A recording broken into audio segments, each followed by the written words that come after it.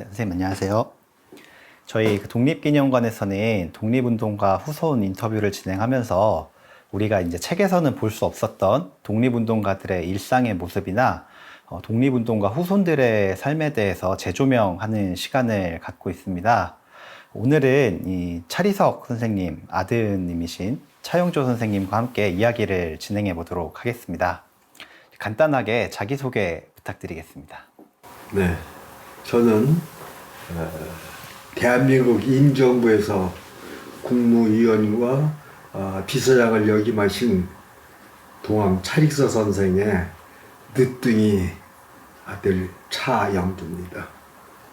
지금 어떤 일을 하면서 시간을 보내고 계신가요? 예, 제가 나이가 70 후반에 들어드다 보니까 시간이 지날수록 독립운동 하시다가 희생하신 여러 순국선열의 그 업적을 가슴에 새기면서 이 추모의 정신을 후대에게 남겨야 되겠다 하는 마음이 항상 있어가지고 모든 제가 역량이 허락하는 하는 대로 활동하고 있습니다.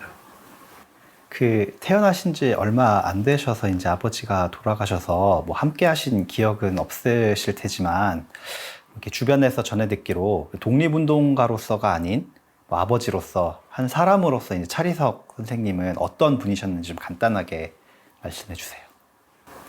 예, 제 선친 동암 차릭서 선생님은 지금부터 121년 전인 1900년도에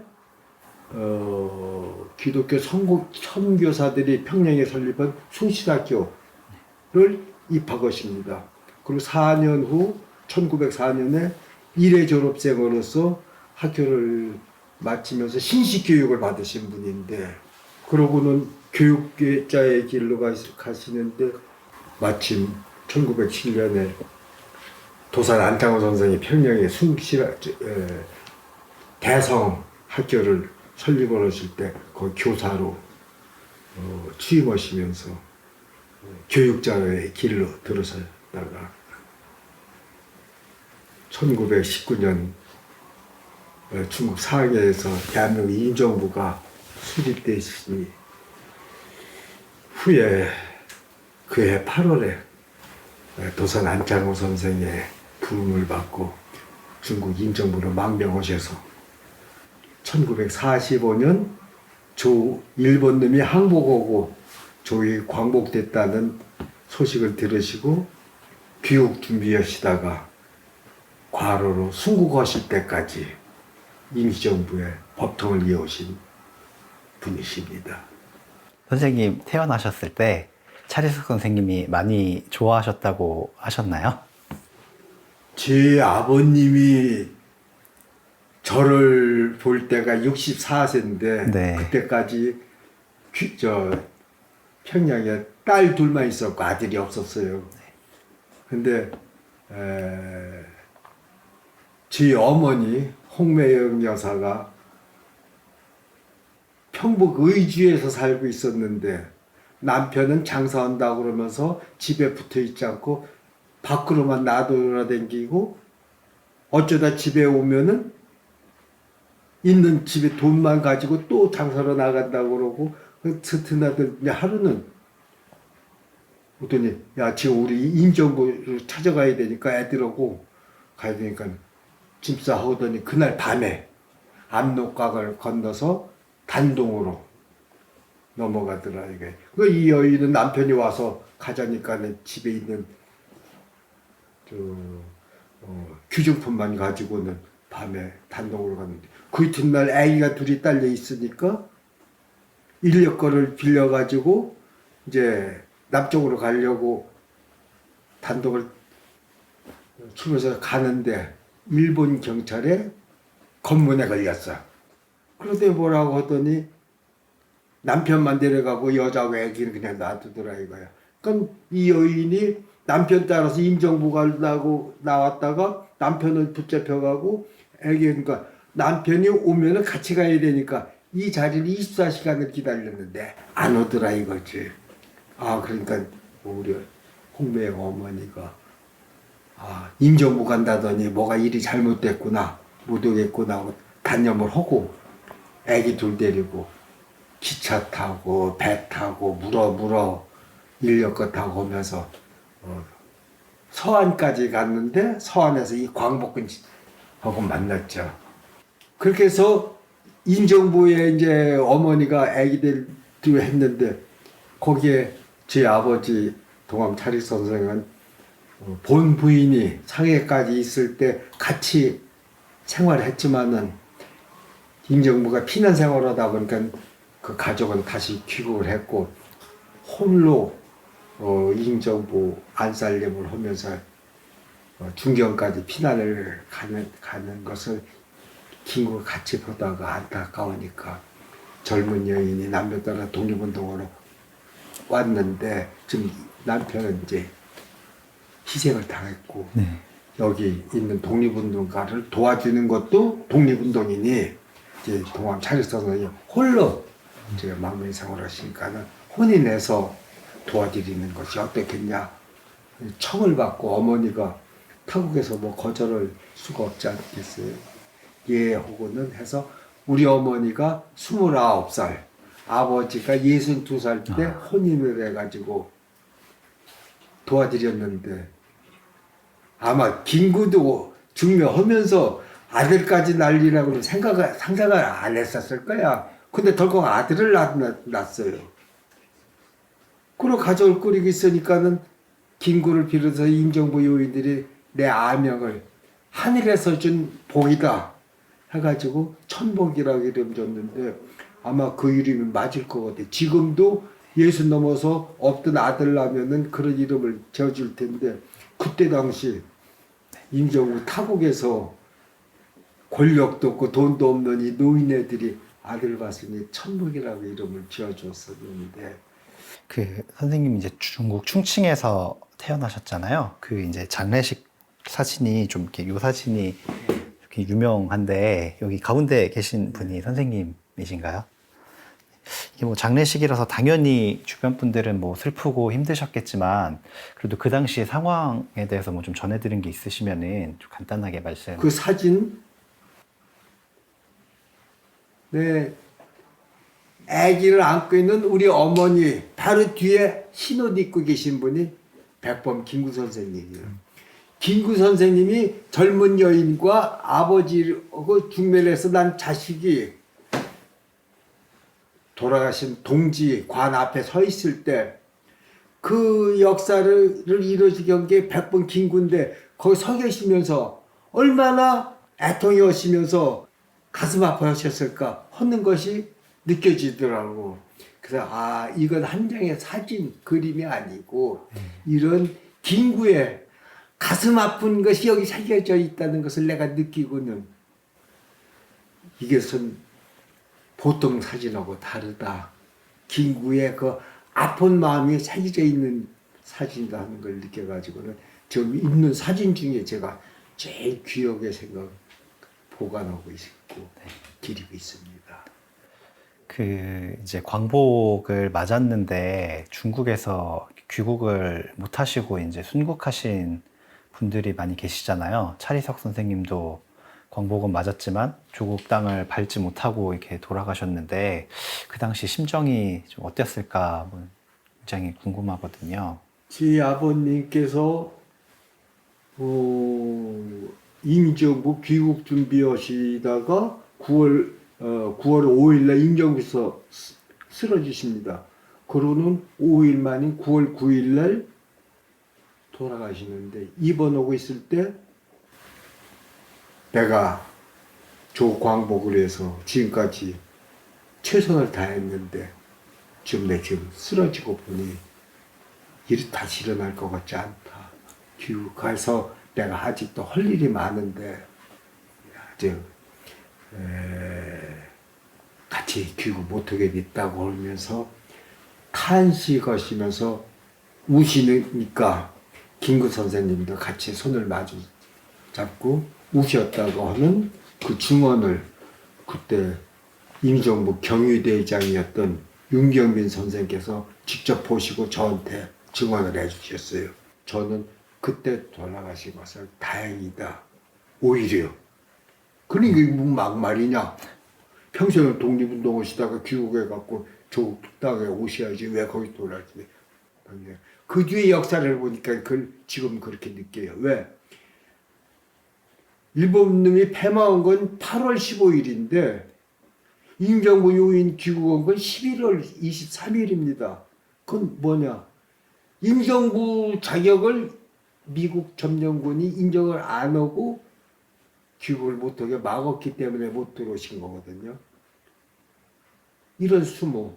또 귀국을 11월 달에 하시는데 아무도 환영객 한 사람도 없이 비밀리에 입국을 시켰어요. 이건 임정부 요인으로서는 이렇게 수모일 수가 없어요. 조국이 일본에 침탈당한 거에 못지않은 피해를 느끼는 역사입니다. 두 번째, 그래서 귀국해서 경제장에 김구가 들어가시면 아버지는 본래 북한 평양 사람이니까 여기 근거지가 없어요. 경교장에 같이 계셨을 거로 추측이 되는데 그러면은 김구가 안두에 권총에 맞아서 피를 흘리면서 쓰러지는 장면을 보셔야 되는데 행인지 불행인지 그런 비극의 장소에 안 계셨다는 것이 두 번째 다행이고 마지막 세 번째는 백범이 돌아가시고 독립운동 세계가 와해가 될 때 1년 후에 한국 동란이 일어나지 않습니까? 북한 인민군이 들어왔다가 퇴각할 때 전부 독립운동가를 다 모셔갔어요. 모셔갔다가 어느 게 맞는지 자기가 나쁘게 되셨어요. 그때 아버지도 계셨으면 고향이 이북이니까 당연히 가셨을 거야. 가셨으면 끝이 좋지 않았을 거라고 말해요. 그거 안 봐서 세 가지의 비극을 안 보셔서 내가 감히 다행이라고 생각합니다. 그 귀국 후에 이제 한국으로 돌아오셔서 어린 시절 굉장히 좀 어렵고 힘들게 사셨다는 얘기를 들었거든요. 그 당시에 이제 성장하시면서 아버지가 이제 안 계셨다는 거에 대한 어떤 원망이나 뭐 한탄, 그리움 뭐 이런 감정들이 혹시 따로 있으셨나요? 제 아버지가 임정부에서 쓰러져 입원하고 계시니까 어머니가 20개월 된 이 아들을 안고 병원에 병문안을 가니까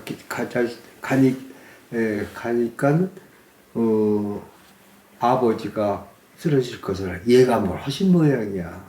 어머니한테 말씀하시기를 저 과금못됐는데 내가 같이 귀국 못할 것 같은데 이 아들 데리고 귀국하면은 정부건 주변에 누구건 주변에 누구라는 건 임정부 요인이겠죠. 이 자식 교육시키고 키우는 데는 도움이 되지 않겠느냐. 내가 걱정 먹지 말고 귀국해라 하는 정말 마지막 유언을 하셨어요. 그 어머니가 그 다음에 귀국선을 타고 귀국해 보니 막막하죠. 정부에서 대책도 없지. 주변 사람이 똑같은 입장이잖아요. 그 어머니가 같이 수용되어 있는 건물 앞에서 양담배 장사를 했어요. 뭐 돈도 없고 뭐 하니까는 제일 쉬운 것이 양담배 몇 값 사다가 놓고 팔으면 돈이 됐던 모양이죠. 근데 그때 당시 양담배 장사라면은 지금 현재 마약 단속하는 거 이상으로 단속이 심했을 때예요. 근데 어머니는 방법이 없으니까 제일 손쉬운 사업계좌 갖다 놓고 장사를 하다 보니 오죽했겠어요.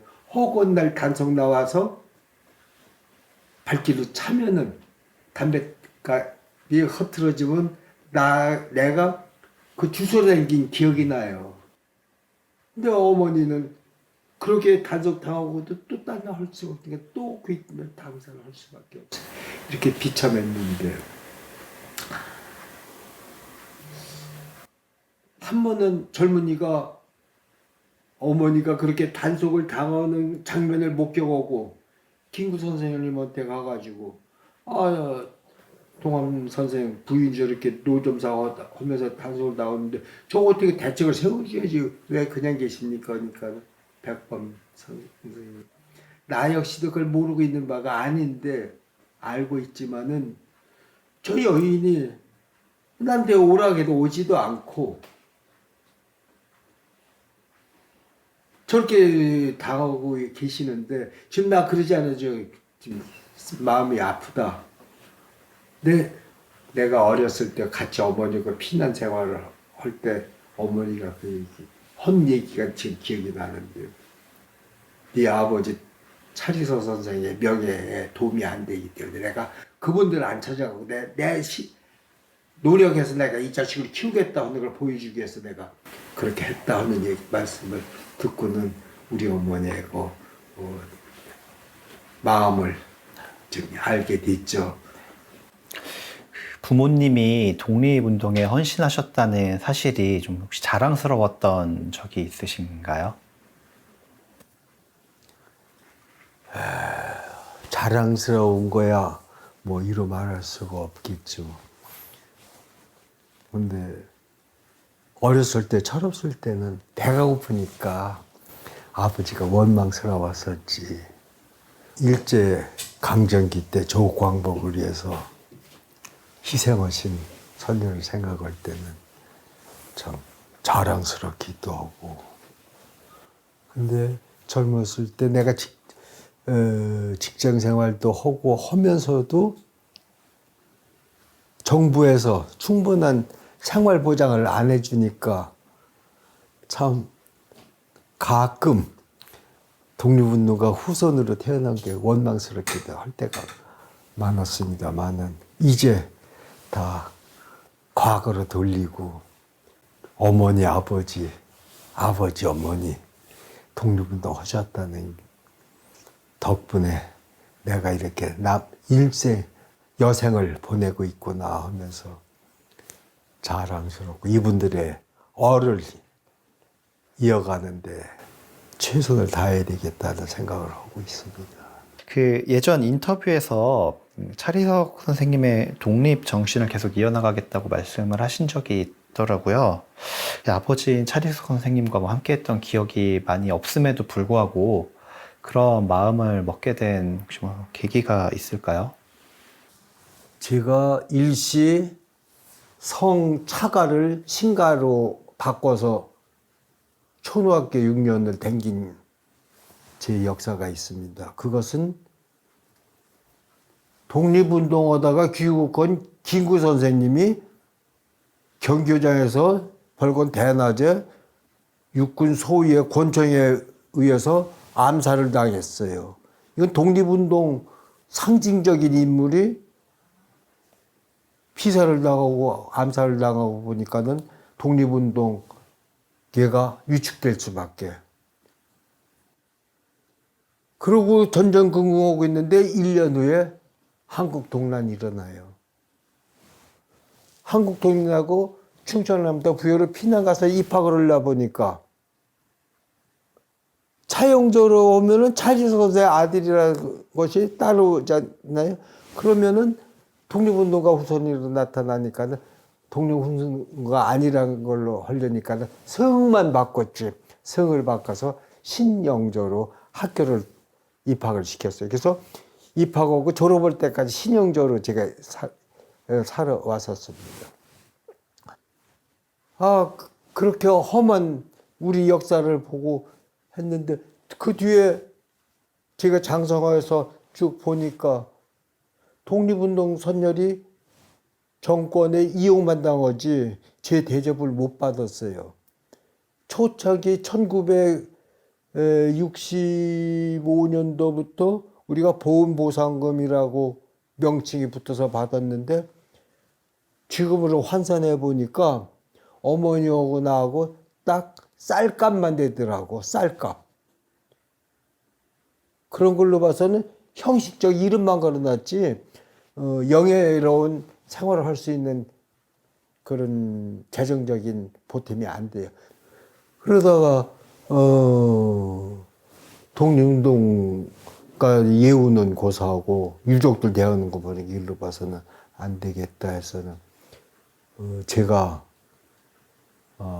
젊었을 때는 그래도 제가 노력해가지고 국영기업체에서도 근무하고 큰 사기업에서 근무하다가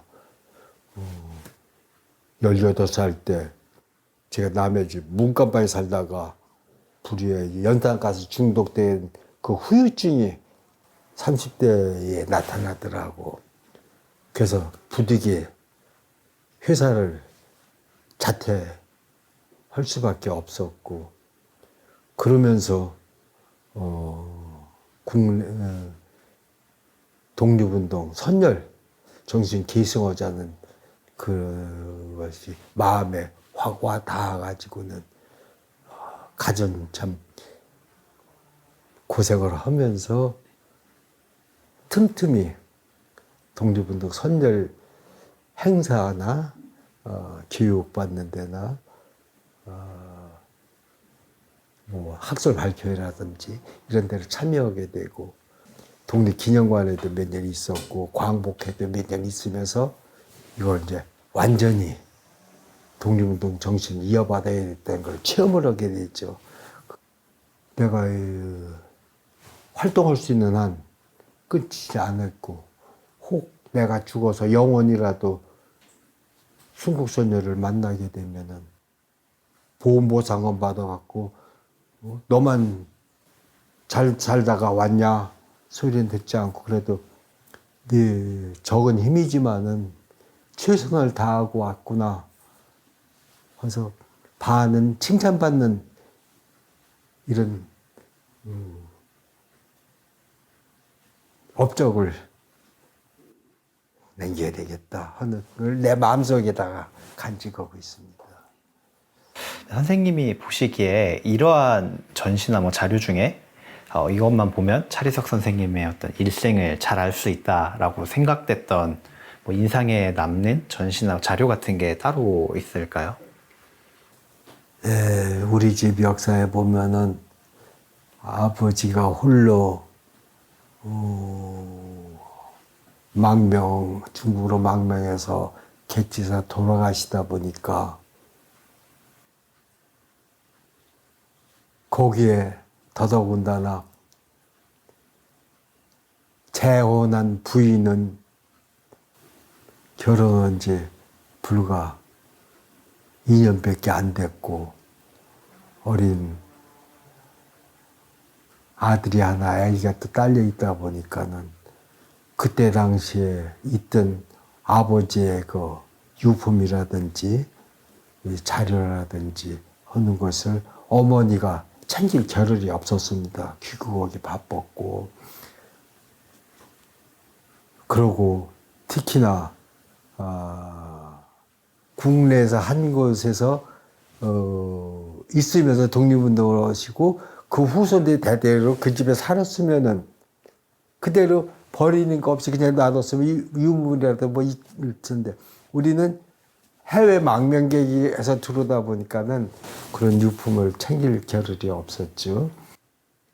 단 하나 제가 전시하고 있는 아버지 유품 중에 아버지가 대한민국 임정부 비서장 차리석하고 비서장 직인 찍힌 공문서 하나를 발견을 했어요. 원본 가지신 분한테 얘기했더니 원본을 자기는 자기 할아버지가 받은 편지니까 자기도 귀여고 나는 내 아버지가 자필로 쓰셨으니까 귀여운데 본인이 사본은 해서 보내주더라고요. 그래서 나는 이 사본이라도 임정부 기념관이 건립되면은 나로서는 유일한 임정부 직인 지킨 유품을 하나니까 저게 전시되기를 바래서 거기에 이제 의뢰를 했고 아마 독립기념관도 독립 임정부관이 좀 제 전시 계획이 있다면은 제 아버지 지긴 찍힌 요것은 하나 기념관에도 전시가 되기를 소원하고 있습니다. 독립운동가 후손으로서 현 세대에게 혹시 바라는 점이 있으실까요? 우리 역사를 보니까 일제 폐마하고 우리가 조광복되고 76년이 지났는데도 광복은 아직 안 됐다. 우리가 아직 자주 독립국가가 안 됐거든요. 국토는 반토막 나가지고 반쪽은 우리가 통치를 못하고 친일 반민족 건 자들이 대대손손으로 잘 살고 있는 걸로 봐서는 이 독립운동 정신을 이어받으라고 허기가 역사적으로 증명이 안 되고 있어. 그렇지만은 지금이라도 어렵지만은 뜻있는 사람이라든지 단체라든지 뜻있는 정부가 교육을 통해서 젊은이한테 독립운동 희생정신들 역사를 공부를 시켜가지고 이어받도록 어를 이어받도록 교육밖에 없습니다. 하루속히 이뤄가려면은 사회 제도가 바뀌어야 되는데 부디 우리 민족이 과거치 바보짓 하지 말고 무엇이 옳고 그른지를 판단해서 계획을 세우시기를 바랍니다. 저도 이제 젊은이들이 많이 들어가는 이런 커뮤니티나 이런 데를 보면은 그래도 이제 독립운동가들에 대한 어떤 사람들의 젊은이들의 인식 이런 것들이 많이 점점 좋아지고 있다고 느끼고 있거든요. 그래서 뭐 당장이라고는 말할 수 없지만 앞으로 차차 살아가면서 이런 독립운동가나 독립운동가 후손분들에 대한 예우나 뭐 이런 것들이 사람들의 인식 속에서 조금 더 좋아지지 않을까 하는 좀 기대를 가지고 있습니다. 네, 오늘 인터뷰는 뭐 이것으로 마치겠고 시간 내주셔서 정말 감사드리고 네, 정말 유익한 시간이었던 것 같습니다.